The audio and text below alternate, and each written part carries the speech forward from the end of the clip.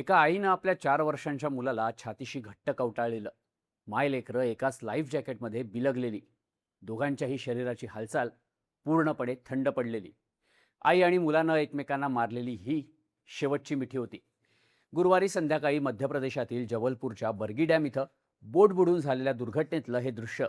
बचाव पथकाकडून या दोघांचेही मृतदेह या अवस्थेत बाहेर काढण्यात आले आणि तिथे असलेल्या प्रत्येकाचे डोळे पाण्याने भरून आले. रेस्क्युअर्स, अधिकारी ते अगदी मंत्र्यांपर्यंत सगळेच जण हे दृश्य बघून निशब्द झाले होते. एका आईनं आपल्या चिमुकल्याला वाचवण्यासाठी शेवटपर्यंत प्रयत्न केले, पण त्या दोघांचाही दुर्दैवी अंत झाला. मन सुन्न करणारा या घटनेचे फोटो आणि व्हिडिओ बघून सोशल मीडियावर सुद्धा हळहळ व्यक्त केली जाते. अचानक आलेल्या जोरदार वादळामुळे जबलपूरच्या बर्गी डॅममध्ये झालेल्या दुर्घटनेत आत्तापर्यंत 9 जणांचा मृत्यू झाला असून बेपत्ता असलेल्या कित्येकांचा शोध अजूनही घेतला जातोय. या दुर्घटनेबद्दल आता वेगवेगळी माहिती समोर येते. बोटीवरच्या सुरक्षा व्यवस्थेत हलगर्जीपणा झाल्याचं सुद्धा प्रवाशांकडून सांगण्यात येत आहे. ही दुर्घटना नसून हत्या असल्याचे आरोप सुद्धा केले जात आहेत. जबलपूरच्या बर्गी डॅममध्ये झालेली ही दुर्घटना नक्की कशी झाली, या दुर्घटनेमागची कोणती कारणं समोर येत आहेत, पाहूयात या व्हिडिओमधून. नमस्कार, मी शार्दूल आणि तुम्ही बघताय बोल भिडू. मध्य प्रदेशातील जबलपूर पासून 35 ते 40 किलोमीटर अंतरावर नर्मदा नदीवर बर्गी डॅम बांधण्यात आलाय. शहरापासून लांब, शांत आणि निसर्गरम्य वातावरण असल्यामुळं इथे बोटिंगसाठी पर्यटकांची नेहमीच गर्दी असते. इथे मध्य प्रदेश पर्यटन विभागाकडून पर्यटकांसाठी बोटिंगची व्यवस्था करण्यात आली आहे. गुरुवारी संध्याकाळी 5:30च्या सुमारास इथे 40 ते 45 प्रवासी अशाच एका बोटीनं प्रवास करत होते. ही बोट एका बेटापासून निघून तिने नदीच्या पाण्यात एक फेरी पूर्ण केली. साधारण 500 मीटरपर्यंत प्रवास केल्यानंतर ही बोट पुन्हा एकदा परतीच्या प्रवासाला निघाली होती. साधारण 6:15च्या सुमारास ही बोट खमरिया बेटाजवळ असताना अचानक सोसाट्याचा वारा सुरू झाला. या वाऱ्याचं रूपांतर वादळात झालं. 40 ते 50 किलोमीटर प्रति तास या वेगानं वारे वाहायला सुरुवात झाली. त्याचसोबत जोराचा पाऊस सुद्धा सुरू झाला. त्यामुळे पाण्याच्या मध्यभागी असलेली ही बोट हेलकावे खायला लागली. वादळ आणि पावसाचा जोर एवढा जास्त होता की पुढच्या काही सेकंदात बोटीत मोठ्या प्रमाणावर पाणी शिरलं. त्यामुळे बोट बुडायला सुरुवात झाली. बोट बुडत असल्याचं समजताच ज्या लोकांना पोहता येत होतं त्यांनी आपले प्राण वाचवण्यासाठी बोटीतून उड्या मारल्या, तर बोटीवरचे काही प्रवासी इतरांना वाचवण्यासाठी धावले. खमरिया बेटाच्या ठिकाणी काही मजूर काम करत होते. पाऊस आणि वादळ आल्यामुळं ते सुद्धा आपली कामं थांबवून निघत होते, पण त्याचवेळी त्यांना बोट बुडताना दिसली. तेव्हा त्यांनी आपल्या जीवाची पर्वा न करता पाण्यात उड्या घेतल्या आणि पोहत जाऊन बुडणाऱ्या लोकांना वाचवायला सुरुवात केली. मजुरांच्या मदतीनं साधारण 14 ते 15 जणांनी किनाऱ्यापर्यंत पोहत येऊन आपले प्राण वाचवले, पण अजूनही बरेच जण बोटीवर अडकले होते. या दुर्घटनेची माहिती मिळता जबलपूरचे जिल्हाधिकारी, पोलीस अधीक्षक यांच्यासह मध्य प्रदेशची SDRF टीम, इतर काही रेस्क्यू टीमसह घटनास्थळी दाखल झाली. या टीम्सकडून तातडीनं बचाव कार्याला सुरुवात झाली, पण वारा आणि जोरदार पावसामुळे बचाव कार्यात मोठ्या अडचणी येत होत्या. गुरुवारी रात्रभर या टीम्सकडून बचाव कार्य सुरू होतं. गुरुवारी रात्री 4 मृतदेह आणि 15 जणांना बाहेर काढण्यात रेस्क्यू टीम्सना यश आलं. शुक्रवारी सकाळी NDRF आणि भारतीय सेनेच्या रेस्क्यू टीम सुद्धा घटनास्थळी दाखल झाल्या. आतापर्यंत झालेल्या बचाव कार्यात 24 जणांना सुखरूप बाहेर काढण्यात बचाव पथकांना यश आलंय, तर 9 जणांचे मृतदेह बाहेर काढण्यात आले. पण अजूनही काही जण बेपत्ता असल्यामुळे त्यांना बाहेर काढण्यासाठी बचाव कार्य सुरू आहे. बचाव कार्यादरम्यान शुक्रवारी एक धक्कादायक घटना समोर आली.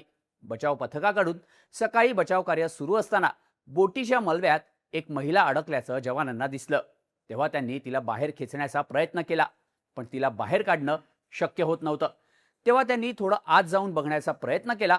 तेव्हा बचाव पथकाच्या जवानांना सुद्धा मोठा धक्का बसला. या महिलेनं आपल्या 4 वर्षांच्या चिमुकल्याला आपल्या लाईफ जॅकेटमध्ये घट्ट बांधून घेतलं होतं. तसंच आपले दोन्ही हात तिनं आपल्या मुलाभोवती घट्ट आवळले होते. जवानांनी त्या मुलाला बाहेर खेचण्याचा प्रयत्न केला, पण मृत्यूनंतर सुद्धा त्या माऊलीची आपल्या मुलाभोवती असलेली पकड सैल झाली नव्हती.